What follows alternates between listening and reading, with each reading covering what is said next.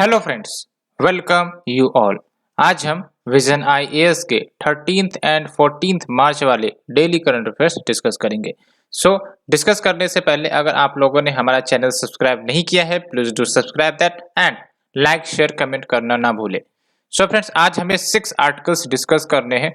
One by one हम डिस्कस करेंगे एंड काफी इंपॉर्टेंट आर्टिकल्स आज पब्लिश हुई हैं, आपको फोकस करके आर्टिकल्स को समझनी है। Without dealing let's start our discussion. पहला है आपका Geneva conventions and the Russia Ukraine war. आपको पता है रशिया यूक्रेन वॉर फिलहाल चल रहा है और इसका कोई भी सॉल्यूशन अभी निकलता हुआ नहीं दिख रहा है। और जेनेवा कन्वेंशंस के बारे में आपने एक बार और सुनी होगी कि ये सब जो आपके वर्ल्ड लेवल पर लड़ाई चल रहे होते हैं, इसके कारण जो सिविलियंस है या फिर जो सोल्जर्स होते हैं उनको काफ़ी ज़्यादा क्षति होती है, तो उनके राइट्स को कौन प्रोटेक्ट करेगा? ठीक है, तो उनके राइट्स को प्रोटेक्ट करने के लिए या फिर जो सिविलियंस परेशान हो रहे हैं उनके ह्यूमन राइट्स को प्रोटेक्ट करने के लिए हमारे पास जेनेवा कन्वेंशन है। ठीक है, तो जेनेवा कन्वेंशन के अंतर्गत कुछ सर्टेन प्रोविजंस दिए गए हैं जिसके तहत जो सोल्जर्स हैं, प्रिजनर ऑफ वॉर्स हैं या फिर आपके जो सिविलियंस हैं उनको प्रोटेक्शन दी जाती है, प्रोटेक्शन करने की बात की जाती है। तो ये ऑन एवरेज आपको बैकग्राउंड दिमाग में रखनी है, क्योंकि अगर जेनेवा कोई कन्वेंशन से क्वेश्चन आती भी है प्रीलिम्स में तो सिंपल आएगा Geneva convention related to what.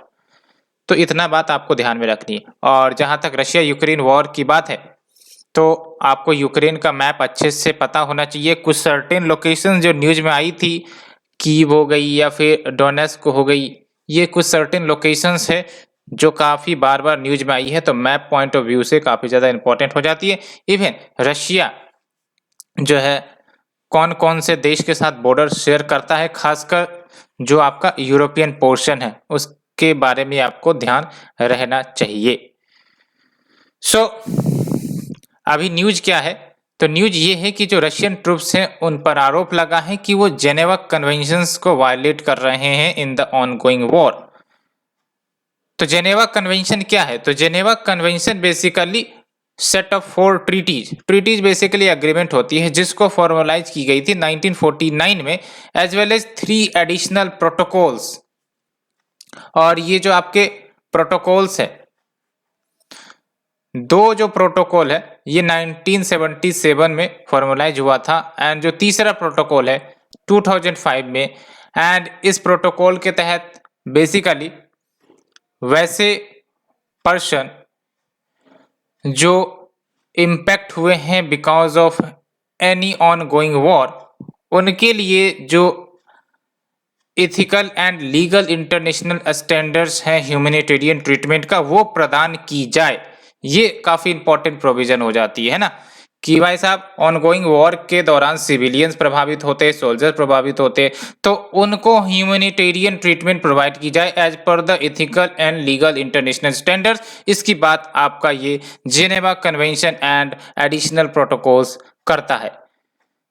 And जो जेनेवा कन्वेंशन है उसको रेटिफाई कर ली गई है 196 स्टेट्स के द्वारा। व्हेन वी से रेटिफाइड, इसका मतलब इस कन्वेंशन पर पूरी तरह से एग्रीमेंट कर लिया गया है इन देशों के द्वारा, और इन पर एक जिम्मेदारी होती है कि इन कन्वेंशन को वो पालन करेंगे जब भी कोई वॉर या कॉन्फ्लिक्ट जैसी सिचुएशन आती है। तो एंड व्हेन वी से 196 स्टेट, तो इसका मतलब सारे के सारे जो यूनाइटेड नेशन मेंबर स्टेट्स है उन्होंने इसे रेटिफाई कर लिया है। एंड अगर हम बात करें प्रोटोकॉल्स की, तो ये जो 3 प्रोटोकॉल्स है उसको रेटिफाई किया गया है 174 नेशन के द्वारा।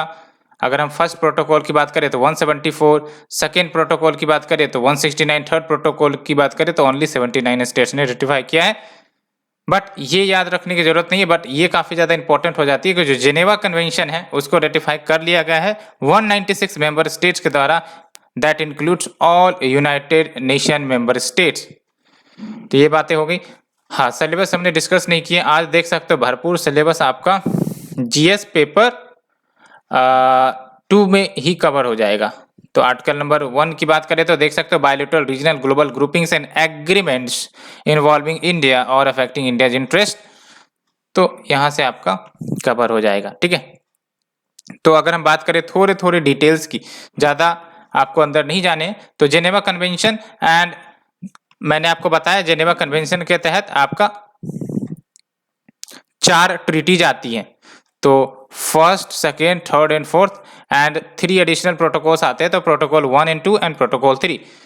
तो अगर हम बात करें फर्स्ट ट्रीटीज की, जेनेवा कन्वेंशन के फर्स्ट ट्रीटी की, तो ये बेसिकली प्रोटेक्ट करते हैं वुंडेड एंड सिक सोल्जर्स को, जो या जिन्होंने चोटें फेस की हैं on the land during the war. क्योंकि आपको ही पता है जब भी कोई वॉर होगा तो जो सोल्जर्स होते हैं वो आपके वुंडेड हो जाते हैं, सिक हो जाते हैं, तो उनको प्रोटेक्ट करने का काम ये आपका फर्स्ट ट्रीटी करता है जेनेवा कन्वेंशन का। एंड ये जो प्रोटेक्शन है ये बेसिकली एक्सटेंड होती हैं medical as well as religious personal के लिए भी, as well as medical units या फिर मेडिकल ट्रांसपोर्ट जो की जा रही होती है लैंड के माध्यम से, उनके लिए भी ये प्रोटेक्शन होती है। ठीक है, एंड यही जो दूसरा ट्रीटी है वो आपका अप्लाई हो जाता है किसके ऊपर, sick and shipwrecked military personal at sea during war. यानी कि पहला तो आप देख सकते हो सोल्जर्स ऑन लैंड, जो दूसरा है military personal at sea. Because जब भी लड़ाई होती है तो एक तो लैंड के ऊपर हो सकती है, एक सी के लेवल पर भी हो सकती है, नेवी सब जो लड़ाई करते हैं या फिर जो इन्वॉल्व होते हैं वॉर में। तो सेकेंड हो गया आपका कि ये प्रोटेक्ट करता है wounded, sick and ship wrecked military personnel को at the sea during war. And ये जो आपका प्रोटेक्शन है it also extends to home, hospital ships हो गए, यानी कि वैसे शिप्स जो बेसिकली ट्रीटमेंट प्रोवाइड करते हैं, या फिर वैसे शिप जो मेडिकल ट्रांसपोर्ट्स या मेडिकल जो भी सेवाएं हैं वो प्रोवाइड करते हैं, उनके लिए भी एप्लीकेबल होती है। तो ये आपको फर्स्ट एंड सेकेंड के बीच डिफरेंस क्लियर हो गई होगी। थर्ड की बात करें तो थर्ड आपका प्रोटेक्शन देता है prisoner of war. Prisoner of Wars कहने का मतलब आपने सुना भी होगा, इंडियन हिस्ट्री, मॉडर्न हिस्ट्री में आपने पढ़ा भी होगा कि जैसे दो देश के बीच लड़ाई हुई तो अब क्या होगी, कुछ सेना, लेट्स से ए कंट्री है, बी कंट्री है, अब दोनों देश के बीच बॉर्डर के लोग लड़ाई हुई तो ए की सेना लेट से बी के कंट्री में इंटर कर गई और बी ने उसको कब्जे कर लिए, उसी प्रकार से बी की कुछ सेना ए में इंटर कर गई और ए ने उसे कब्जे कर लिए, तो ये सब आपके कहलाएंगे प्रिजनर ऑफ वॉर्स। तो प्रिजनर ऑफ वॉर्स को प्रोटेक्शन आपका जेनेवा कन्वेंशन का जो थर्ड ट्रीटी है वो प्रोवाइड करता है। जैसे फॉर एग्जांपल ह्यूमन ट्रीटमेंट किया जाए, अगर पकड़ भी ली गई है वॉर प्रिजनर्स को तो ह्यूमन ट्रीटमेंट की जाए, as well as maintenance and equality across prisoners, ये सब हो, तो ये आपका थर्ड ट्रीटी हो गई। फोर्थ की बात करें तो ये सिविलियंस को प्रोटेक्ट करता है, बिकॉज सिविलियंस भी तो प्रभावित होते हैं ना, जब भी कोई वॉर चलती है तो सिविलियंस भी प्रभावित होते हैं। तो फोर्थ ट्रीटी जो है वो सिविलियंस को प्रोटेक्ट करता है, including those in the occupied treaty. Let's say कि कोई कब्जा कर लिया गया है रीजन में किसी देश के द्वारा ड्यूरिंग द वॉर, तो वहां के जो सिविलियंस हैं उनको प्रोटेक्शन दी जाएंगी as per the fourth treaty of the Geneva convention. ठीक है, तो आप देख सकते हो जेनेवा कन्वेंशन किन किन को प्रोटेक्शन देने की बात करता है। तो एक तो आपके सिविलियंस हो गए, प्रिजनर ऑफ वॉर्स हो गए, या फिर जो आपके मिलिट्री पर्सनल जो वुंडेड हो गए या सिक हो गए हैं वाइल फाइटिंग, वो भी हो, उनको भी दी जाती है प्रोटेक्शन, एज वेल एज जो वुंडेड एंड सिक सोल्जर्स हैं उनको भी प्रोटेक्शन दी जाती है। ठीक है, एज वेल एज ये सारे प्रोटेक्शन एक्सटेंड भी करते हैं टू अदर डायमेंशंस लाइक आपके मेडिकल ट्रांसपोर्ट हो गए या फिर अदर हॉस्पिटल शिप्स हो गई, तो ये सब बातें। अगर हम बात करें प्रोटोकॉल की तो 3 एडिशनल प्रोटोकॉल्स लाई गई थी। प्रोटोकॉल 1 एंड 2 बेसिकली स्ट्रेंथन करती हैं protection of victims of international and non international armed conflict. यानी कि अगर कोई आर्म्ड कन्फ्लिक्ट हुई, चाहे वो इंटरनेशनल आर्म्ड कन्फ्लिक्ट हो यानी कि दो देशों के बीच, चाहे वो आपका नॉन इंटरनेशनल आर्म्ड कन्फ्लिक्ट हो विद इन द नेशन, तो जो विक्टिम्स हैं उनके प्रोटेक्शन की बात करता है ये आपका प्रोटोकॉल 1 एंड 2। एंड प्रोटोकॉल 1 जो है आपका इंटरनेशनल आर्म्ड कन्फ्लिक्ट के विक्टिम्स के प्रोटेक्शन की बात करता है, एंड जो प्रोटोकॉल 2 है वो आपका नॉन इंटरनेशनल आर्म्ड कन्फ्लिक्ट के विक्टिम्स के प्रोटेक्शन की बात करता है। एंड साथ ही साथ it places the limits on the way wars are fought. तो ये बात हो गई। प्रोटोकॉल 3 की बात करें तो एक प्रकार से it created an additional emblem. Emblem यानी कि सिंबल होता है, लाइक द रेड क्रिस्टल, जिसका सेम अंतरराष्ट्रीय स्टेटस है as the red cross and red crescent emblem. ठीक है, तो अगर पूछा जाए कि जो आपका red crystal emblem sometimes in is news, it is associated with आपका protocol 3 of the Geneva convention. ठीक है, तो ये बातें हो गई। सो फ्रेंड्स, ये हमने आर्टिकल नंबर 1 डिस्कस किया। Let's move to the article number 2। Department of pharmaceuticals released approach paper for draft national policy for the medical devices 2022। तो बेसिकली हमारे देश में मेडिकल डिवाइसेस के प्रोडक्शन के लिए काफ़ी ज़्यादा इनिशिएटिव ली जा रही है, बिकॉज हमारे देश में मेडिकल डिवाइसेस की डिमांड जो है काफ़ी ज़्यादा है। दैट्स वाई कैसे इसको और ज़्यादा मजबूत किया जाए, प्रोडक्शन को इंडिजीनियस बनाया जाए, उसकी दिशा में सर्टेन आपके जो पॉलिसी है वो ड्राफ्ट के फॉर्मेट में अभी रिलीज की गई है और इसे इम्प्लीमेंट भी किया जाएगा आने वाले समय में। सबसे पहली बात आप हमें ये बताइए, मेडिकल डिवाइसेस क्या होती है? मेडिकल डिवाइसेस कॉमन डिवाइसेस जिसके लिए आप इस्तेमाल भी करते हो for your medical purposes, like thermometer हो गया, या फिर ब्लड प्रेशर मापने का कोई डिवाइस हो गया, या फिर यूँ कह सकते हो कि शुगर मापने की कोई डिवाइसेस हो गए। ऐसे बहुत सारे डिवाइसेस आपके मेडिकल डिवाइसेस के अंतर्गत आती है। ये एक अम्ब्रेला टर्म है। इनफैक्ट जो आपके सिरिंजेस होते हैं, है ना, वो सब एक प्रकार से मेडिकल डिवाइसेस ही हैं। तो ये अम्ब्रेला कीवर्ड है, इसके अंतर्गत बहुत सारे प्रोडक्ट्स आ जाते हैं। मल्टी प्रोडक्ट अम्ब्रेला टर्म है या फिर मल्टी प्रोडक्ट सेक्टर है अगर कहे तो आप सबसे पहली बात तो मेडिकल डिवाइसेस के ही बारे में जान लो। तो it is a multi product sector. तो इसके अंतर्गत देख सकते हो क्या क्लासिफिकेशन आ जाता है। ये इलेक्ट्रॉनिक इक्विपमेंट्स हो सकती हैं, है ना, कंज्यूमरेबल एंड डिस्पोजेबल्स आइटम्स इसके अंतर्गत आ जाते हैं, आईवीडी यानी कि इन विट्रो डायग्नोस्टिक रिएजेंट्स आ जाते हैं, सर्जिकल इंस्ट्रूमेंट सब भी आ जाएंगे। तो ये सब आपके मेडिकल डिवाइसेस और भी बहुत सारे कंपोनेंट आ जाएंगे। ठीक है, तो ये बात है। हमने तो एक बार एक प्रकार से आपको एग्जाम्पल बताया है कि हाँ मेडिकल डिवाइसेस के अंतर्गत क्या क्या चीज़ें आ सकती हैं। और अगर हम बात करें मेडिकल डिवाइसेस सेक्टर की इम्पोर्टेंस की, तो आप देख सकते हो जो भारत की मेडिकल डिवाइसेस सेक्टर है वो top 20 global medical devices market में से एक है। याद रखना है, medical devices sector of India is among top 20 global market devices market and 4th largest medical devices market है पूरे एशिया में। तो पूरे एशिया में 4th largest medical devices market है। एंड लेकिन एक इश्यू है, देख सकते हो, share of global medical device market 1.5% ही है ना। तो जो ग्लोबल मेडिकल डिवाइस मार्केट में भारत का जो शेयर है बहुत ही कम 1.5% है बस। तो ये कैसे बढ़ेगी? ये वैसे बढ़ेगी जब हमारे देश में प्रोडक्शन बढ़ेगा इन मेडिकल डिवाइस सेक्टर का या इन मेडिकल डिवाइसेस का।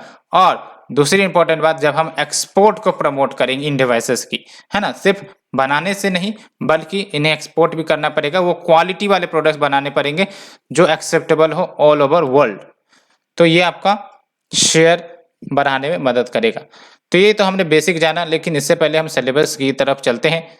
तो सिलेबस में आपका article number 2 will cover issues related to development and management of social sector related to health.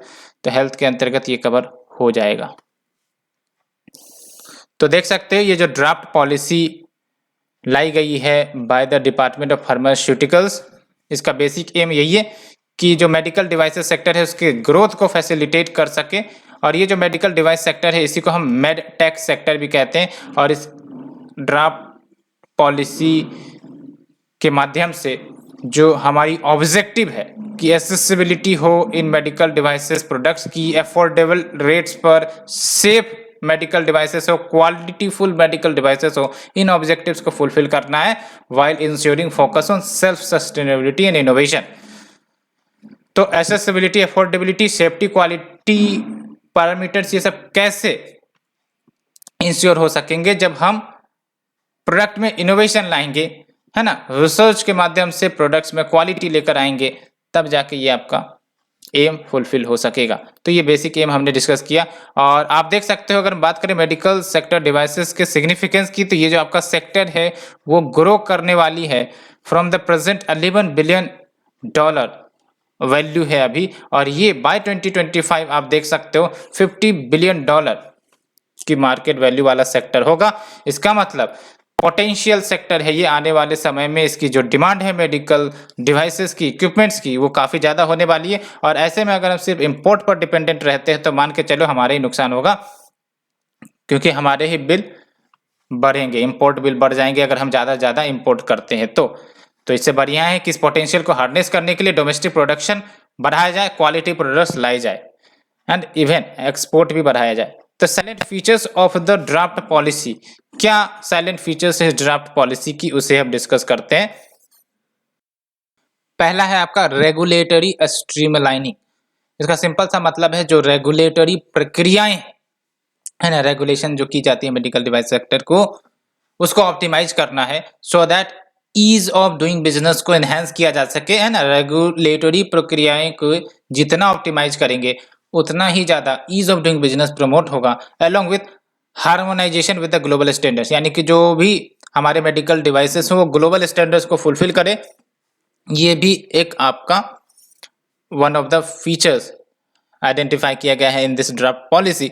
दूसरा है building competitiveness through physical and financial support, यानी कि आप समझ सकते हो अगर कोई मल्टीनेशनल कंपनी है जो मेडिकल डिवाइसेस बनाती हैं, अब भाई साहब इनके पास तो पैसे बहुत है, रिसर्च इनोवेशन डेवलपमेंट सारा सिस्टम इनका मजबूत है। अब वही एक एमएसएमई सेक्टर भारत की जो प्रोडक्ट्स बनाती है लेकिन क्वालिटी नहीं हो पाती है, तो कैसे ये compete कर सकेंगे। तो इनको compete करने के लिए कैपिटल चाहिए, इन्वेस्टमेंट चाहिए, सो दैट ये भी रिसर्च एंड डेवलपमेंट को प्रमोट कर सके, बढ़िया से बढ़िया प्रोडक्ट ला सके। तो इसके लिए गवर्नमेंट जो है फिजिकल एंड फाइनेंशियल सपोर्ट देंगी for stimulating development of local manufacturing ecosystem, है ना। तो building competitiveness through physical and financial support. And next is your quality standards and safety of the devices, ये भी इंश्योर की जाएंगी। एंड इंफ्रास्ट्रक्चर डेवलपमेंट पर भी जोर दिया जाएगा so that best in class physical foundation provide की जा सके कंपनीज को, इंक्लूडिंग मेडिकल डिवाइसेस पार्क्स, जहां पर आपके मेडिकल डिवाइसेस मैन्युफैक्चरिंग जोन्स होंगे, जहां पर इन सब डिवाइसेस को एक ही जगह पर बनाया जाएगा। जैसे आपने इंडस्ट्रियल पार्क सुना होगा, डिफेंस कॉरिडोर सुना होगा, जहां पर सिर्फ और सिर्फ डिफेंस प्रोडक्ट्स ही बनाए जाते हैं, उसी प्रकार से मेडिकल डिवाइसेस पार्क जहां पर मेडिकल डिवाइसेस ही बनाई जाती हों, इस प्रकार के एरिया को आइडेंटिफाई करना है, ठीक है, so that cost competitiveness improve हो सके। And next is your facilitating R&D and innovation, यानी कि research and development and innovation को भी फैसिलिटेट करना पड़ेगा, तभी तो अच्छे से अच्छे प्रोडक्ट्स निकाल कर आएंगे जो कम्पीट कर सकेंगे ग्लोबल मार्केट में। और ये कैसे फैसिलिटेट होगा, जब हम कोलैबोरेशन करेंगे विभिन्न देशों के साथ, ग्लोबल पार्टनरशिप करेंगे, ज्वाइंट वेंचर्स इस्टेब्लिश करेंगे among the key stakeholders, तो ये भी बातें। And next is your human resource development पर भी फोकस किया गया है। इसके तहत रेलेवेंट करिकुलम सिलेबस प्रोग्राम्स डाले जाएं हायर एजुकेशन लेवल पर, जो प्रमोट करे ह्यूमन रिसोर्स डेवलपमेंट को, फ्यूचर रेडी ह्यूमन रिसोर्सेज तैयार किया जाए across the innovation value chain. तो ये हमने फिर सेकेंड आर्टिकल डिस्कस किया। Let's move to the third article, census new rules notified. आपको ही पता है कोविड-19 जब आई तो उसी दौरान हमारा सेंसस भी लॉन्च हुआ था, सेंसस कंडक्ट करने की बात चली थी, लेकिन इतनी ज़्यादा जो कोविड के केसेस बढ़ने लगी थी कि अल्टीमेटली सेंसस कंडक्ट करने पर रोक लग गई थी। तो अभी फिर से सेंसस कंडक्ट करने की प्रक्रियाएं चालू होंगी और उसके लिए सर्टेन न्यू रूल्स नोटिफाई की गई हैं। तो क्या ये सर्टेन न्यू नोटिफाइड रूल्स हैं, उसे हम डिस्कस करेंगे। तो आप देख सकते हो जो यूनियन गवर्नमेंट है यानी कि केंद्र सरकार, इन्होंने अमेंड किया है सेंसस रूल्स 1990 को, जिसके तहत electronic form and self enumeration को डाला गया है शेड्यूल ऑफ क्वेश्चंस में to be asked during the census enumeration, यानी कि जब सेंसस कंडक्ट की जाती है तो आपको पता है जो ऑफिशियल्स होते हैं वो घर विजिट करते हैं, हाउसेस विजिट करते हैं और सर्टेन सेट ऑफ क्वेश्चंस पूछे जाते हैं, और जो क्वेश्चन पूछता है उसे इन्यूमरेटर कहते हैं ना, क्वेश्चन पूछने वाले को इन्यूमरेटर कहते हैं। तो अभी जो आपका ये न्यू रूल्स नोटिफाई हुआ है, इसके तहत जो इलेक्ट्रॉनिक फॉर्म है सेल्फ इन्यूमरेशन है, उसको शेड्यूल ऑफ क्वेश्चंस में इंक्लूड किया गया है, जिसको आस्क किया जा सकता है ड्यूरिंग सेंसस इन्यूमरेशन।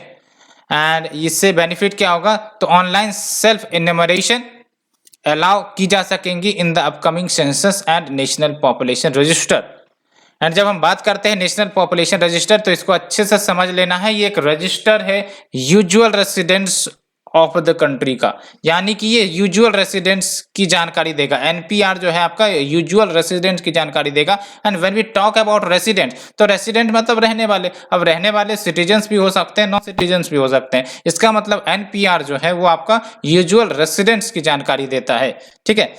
और जो पॉपुलेशन सेंसस है वो आपका कॉम्प्रिहेंसिव जानकारी देता है सिटीजन्स की, वो क्या कार्य करते हैं, है ना, घर में कितने बच्चे हैं या फिर बुजुर्ग हैं, इन सब की जानकारी आपका पॉपुलेशन सेंसस देखता है। अगर आप लोगों ने कभी भी सेंसस प्रोग्राम के तहत फेस किया होगा, यानी कि घर में अगर कोई लेट्स से कि 2011 का जब सेंसस हो रहा होगा, तो हो सकता है आप वहाँ पर अवेलेबल होंगे, तो आपने देखा होगा कि क्या क्या सवालें पूछी जाती हैं, ठीक है।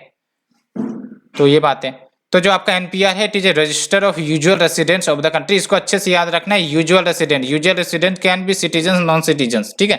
और इसका ऑब्जेक्टिव यही है कि कॉम्प्रिहेंसिव आइडेंटिटी डाटाबेस क्रिएट की जाए हर एक यूजुअल रेसिडेंट का इन द कंट्री।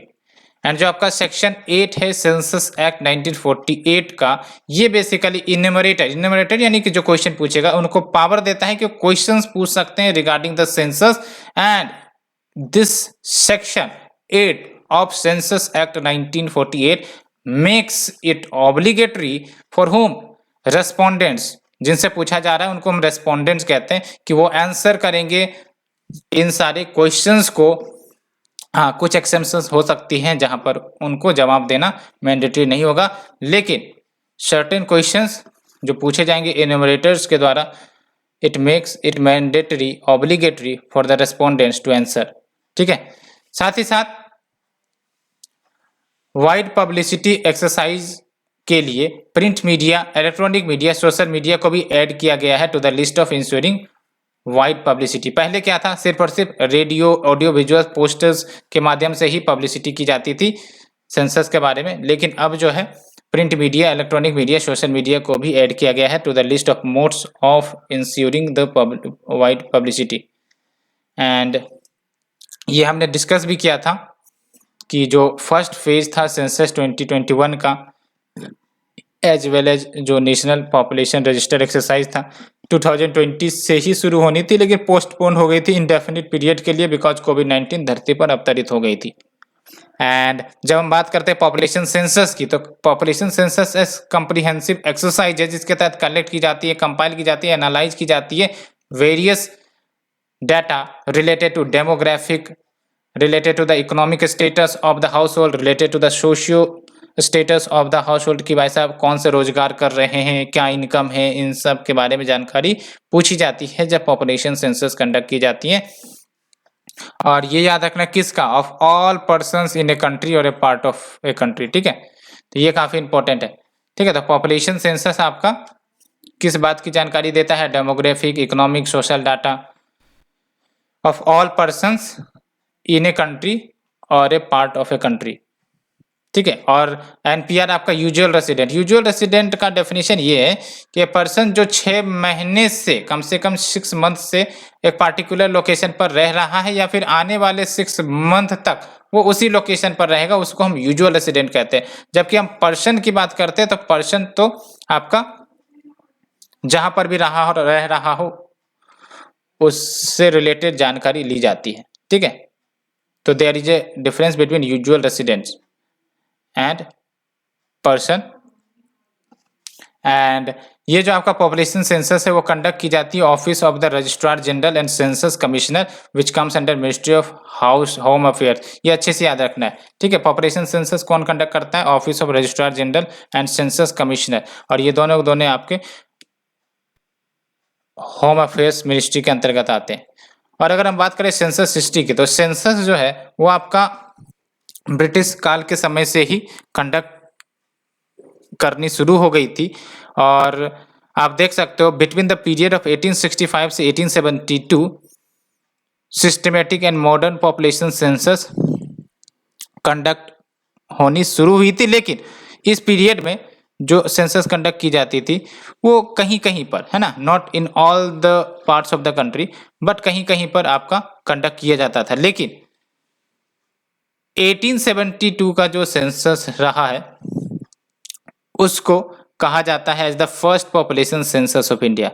लेकिन अगर पूछा जाए कि फर्स्ट सिंक्रोनोमस सेंसस जिसके अंतर्गत कॉम्प्रिहेंसिव डाटा कलेक्ट की गई वो आपका 1881 में हुआ। याद रखना है आपको, first population census of India की बात करी जाएगी तो 1872, लेकिन अगर पूछा जाए फर्स्ट सिंक्रोनोमस सेंसस इन इंडिया तो ये आपका 1881 से शुरू हुआ था। उसके बाद से सेंसस रेगुलर बेसिस पे हर एक 10 सालों में किया जाने लगा था अनइंटरप्टेडली, तो इसको भी अच्छे से याद रखना है, अनइंटरप्टेडली। तो 1881 में आपका एक सेंसस हुआ, फिर 1891 में, फिर 2001 में, फिर 2011 में, फिर 2021 में होने वाली थी, लेकिन कोविड-19 के कारण डिले हो गई, तो अब जो है फिर से सेंसस को रिवाइव किया गया है। ये भी याद रखना कि आपका जो 1881 में जब आपका फर्स्ट सिंक्रोनोमस सेंसस कंडक्ट हुई थी इंडिया में, उस समय वाइसराय कौन थे भारत के, आप हमें कमेंट सेक्शन में बता सकते हो।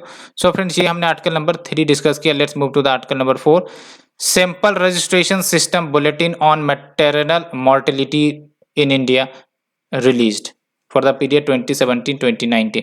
तो बेसिकली ये जो आपका सैंपल रजिस्ट्रेशन सिस्टम बुलेटिन है, ये जानकारी देगा आपका मैटरनल मोर्टेलिटी के बारे में। तो ये जो बुलेटिन है यानी कि सैंपल रजिस्ट्रेशन सिस्टम बुलेटिन, ये आपका office of registrar general of India जो मिनिस्ट्री ऑफ होम अफेयर्स के अंतर्गत आती है, हमने डिस्कस भी किया, उनके द्वारा ये लाई गई है। एंड इसके तहत बेसिकली जो बर्थ एंड डेथ रेट्स हैं, जो बर्थ एंड डेथ्स हैं, उनकी जानकारी आपका प्राप्त होता है। ठीक है, it is a scheme of sample registration of birth and deaths in India, जिसको हम SRS कहते हैं, यानी कि सैंपल रजिस्ट्रेशन सिस्टम कहते हैं। और ये आपका 1964 से 65 में लॉन्च किया गया था, लेकिन पायलट बेसिस पे सर्टेन लोकेशंस पर ही ये स्कीम चलाई जाती थी, लेकिन फुल स्केल पर ये आपका 1969 से 70 के बीच लाया गया था। ठीक है, क्या की हाईलाइट है, तो काफी इंपॉर्टेंट हमारा हो जाता है की हाईलाइट। और एक जरूर याद रखनी है, office of registrar general of India आपका मिनिस्ट्री ऑफ होम अफेयर्स के अंतर्गत आती है। ठीक है, एंड की हाईलाइट्स के बारे में हम डिस्कस करेंगे, इस बुलेटिन से हम क्या जानकारी ले सकते हैं। तो पहला की हाईलाइट जो आपको ही पता होगा, Kerala tops with lowest maternal mortality ratio. देख सकते हो केरला में ओनली 30 मैटरनल मोर्टेलिटी रेशियो है। अगर हम बात करें नेशनल मैटरनल मोर्टेलिटी रेशियो कितना, 103 है। And when we talk about maternal mortality ratio, तो ये कैसे निकाली जाती है, तो 1 लाख लाइव बर्थ में जो मैटरनल डेथ हुई है, यानी कि माँ की जो मृत्यु हुई है, 1 लाख लाइव बर्थ के कंपैरिजन में, उसी को हम कहते हैं मैटरनल मोर्टेलिटी रेशियो। तो आप देख सकते हो नेशनल मैटरनल मोर्टेलिटी काफ़ी ज़्यादा है, 103, यानी कि 1 लाख लाइव बर्थ में नेशनल लेवल पर बात करें तो 103 मदर्स की डेथ हो जाती है। तो काफ़ी ज़्यादा खराब पिक्चर है अगर देखा जाए तो। एंड कुछ स्टेट्स जहाँ पर पहले मैटरनल मोर्टेलिटी ज़्यादा थी, वहाँ पर इम्प्रूवमेंट देखने को मिली है। देख सकते हो जैसे populous state like UP, Rajasthan, Bihar showed huge improvement over maternal mortality rate.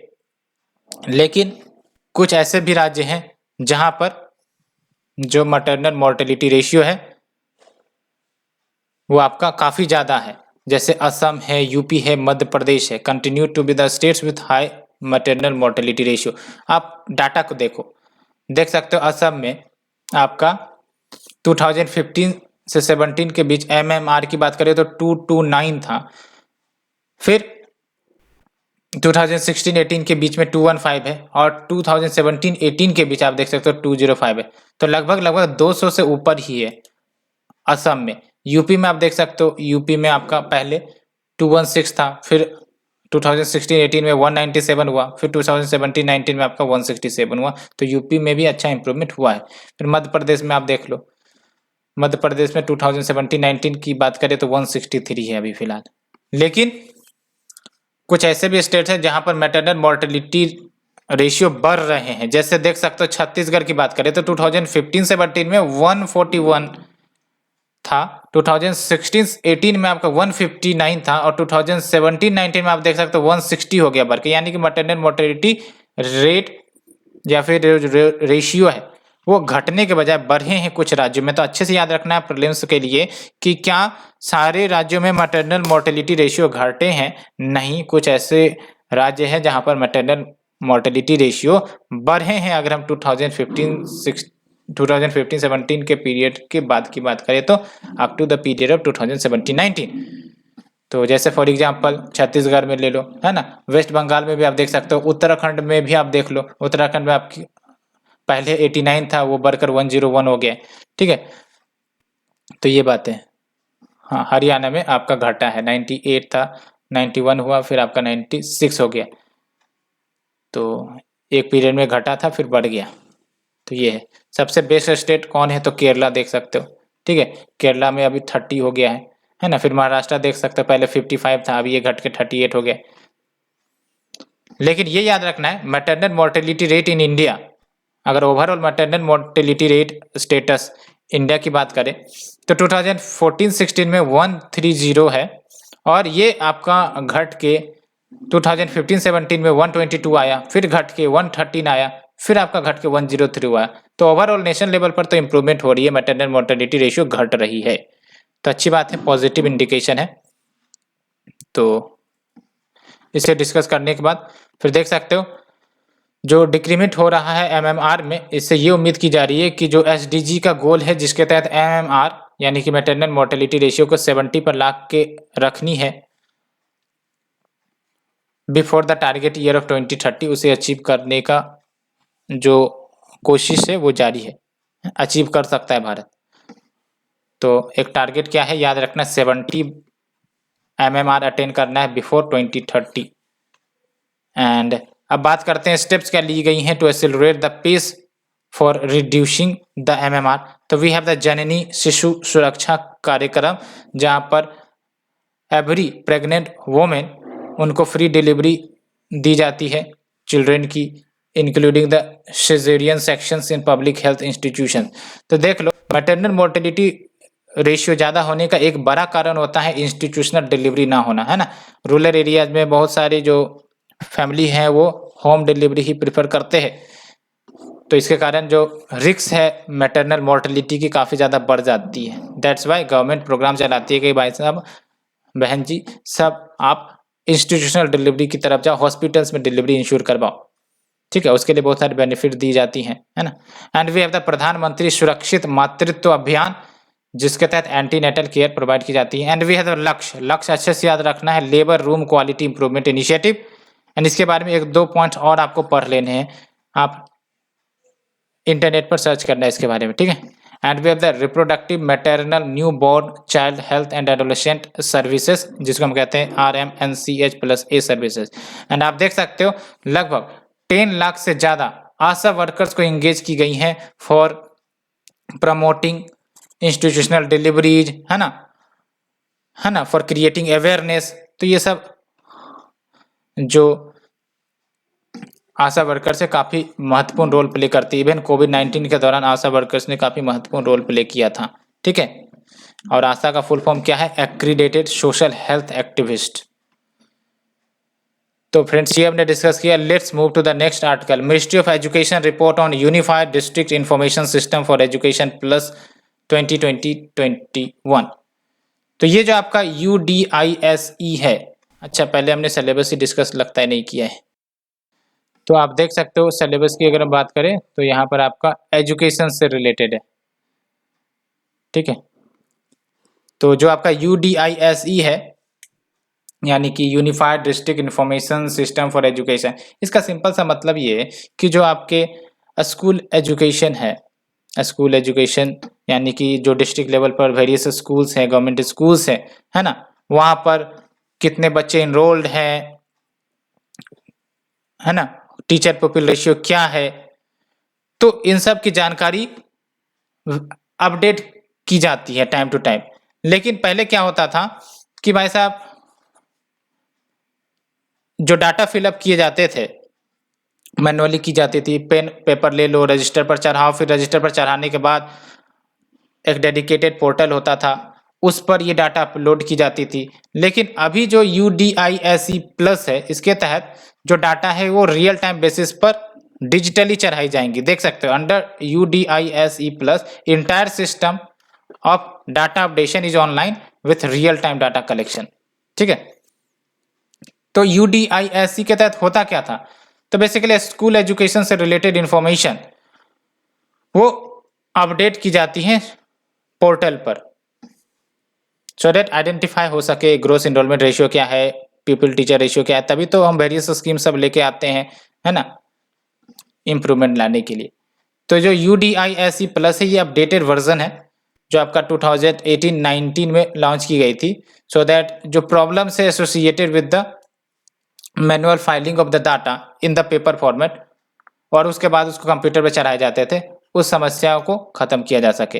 क्या की फाइंडिंग्स निकल कर आई हैं? तो आप देख सकते हो gross enrolment ratio. Gross enrolment ratio यानी कि एक पार्टिकुलर एज ग्रुप के बच्चे को ले लो और पार्टिकुलर एज ग्रुप के बच्चे ए जो आपके इनरोल किए हुए हैं as compare to the total number of children of that age group. ठीक है, यानी कि लेट से कि 15 से 21 के बीच अगर 100 चाइल्ड है, उसमें से 50 इनरोल्ड है स्कूल्स में, तो 50/100 अगर कर देंगे तो ये आपका ग्रोस इनरोलमेंट रेशियो निकल जाएगा। ठीक है, तो gross enrolment ratio here is 50%। ठीक है, 50 बच्चे जा रहे हैं, 50 नहीं जा रहे, तो इस प्रकार से ग्रोस इनरोलमेंट रेशियो निकाली जाती है। मैंने तो एग्जाम्पल दिया आपको। ठीक है, और ये मेजर करता है कि भाई साहब जो बच्चे हैं वो कितने इनरोल किए हैं स्कूल्स में, तो ये इम्प्रूव हुई है। कहने का मतलब ये कि जो GER है वो आपका इम्प्रूव हुआ है in 2020-21 at all levels of school education compare to 2019-20। तो देख सकते हैं 2019-20 में GER 25.10 करोड़ थे, 25.10 करोड़, और 2020-21 में आपका 25.38 करोड़ है, तो इम्प्रूवमेंट हुआ है। अगर हम बात करें पीपल टीचर रेशियो, तो बेसिकली एक टीचर के ऊपर कितने स्टूडेंट की जिम्मेदारी है, इसी को हम कहते हैं पीपल टीचर रेशियो। तो ये आपका जो पीपल टीचर रेशियो है 26 है फॉर द प्राइमरी, 19 है फॉर द अपर प्राइमरी, 18 है फॉर द सेकेंडरी एंड 26 है फॉर हायर सेकेंडरी, जो दिखाता है कि इम्प्रूवमेंट हुआ है सिंस 2018-19। एंड एक और आपको अच्छी जानकारी मिल रही है कि आप देख सकते हो over 12.2 crore girl child enrolled हुई थी प्राइमरी से लेकर हायर सेकेंडरी स्कूल्स में, जो दिखाता है कि लगभग 11.8 लाख गर्ल्स एडिशनल आपका एनरोल की है as compare to the 2019-20 period.